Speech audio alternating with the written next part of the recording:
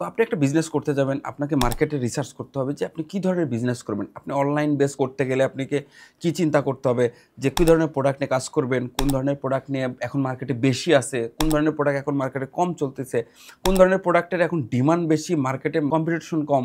এই ধরনের রিসার্চ আপনার করতে হবে। তো এই রিসার্চগুলো আপনি কোথায় করবেন? এই রিসার্চগুলো আপনি করতে পারেন ফেসবুকের অ্যাড লাইব্রেরিতে, যেখানে কোন ধরনের প্রোডাক্টের অ্যাড বেশি চলতেছে সেগুলো সব দেখা যায়। এই অ্যাডগুলো ব্যাপারটা এরকম, আপনারা তো বেশিরভাগই নতুন ব্যবসায়ী। তো হয়তোবা বুঝবেন না অ্যাড ব্যাপারটা কি? অ্যাড ব্যাপারটা হচ্ছে বিজ্ঞাপন। এখানে আপনার ফেসবুকে অনেকে বিজ্ঞাপন দিয়ে রাখছে কোন প্রোডাক্ট চালাচ্ছে তারা।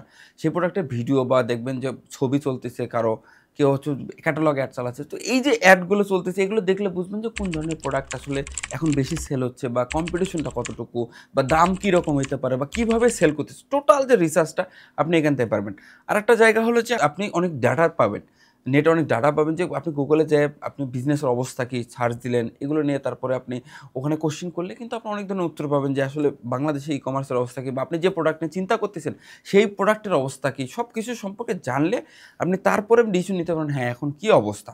ইভেন আরেকটা মার্কেট রিসার্চ হচ্ছে যে আপনার পুঁজি কত আছে, আপনার হচ্ছে যে অবস্থান কি এখন, সেই অবস্থা থেকে আপনি হচ্ছে যে কি করলে বেটার হয়। যেমন আপনি কোন ধরনের, আপনি একটা পুঁজি আপনার 2,00,000 টাকা, আপনি এমন ব্যবসার প্ল্যান করলেন যেটা করতেই লাগবে 50,00,000 টাকা এরকম। বাট আপনি যদি মার্কেট রিসার্চ করেন, এই ক্ষেত্রে মার্কেট রিসার্চ করলে কিন্তু আপনি বুঝতে পারবেন যেহেতু আপনার পুঁজি 2,00,000, এই 2,00,000-এর মধ্যে কি কি করা সম্ভব আপনি বুঝতে পারবেন যখন এই রিসার্চটা করবেন। তো বিভিন্ন জায়গায় আপনি এই রিসার্চটা করা হইলে যে কোন প্রোডাক্ট আমার জন্য বেস্ট হয়, কোন ধরনের আমি কি করব এবং মানুষ কি করতেছে সবকিছু জানলে আপনি সিলেক্ট করলেন যে হ্যাঁ আপনি এই বিজনেসটা করবেন। দেন আপনি এইভাবে আপনি ধীরে ধীরে আগাবেন।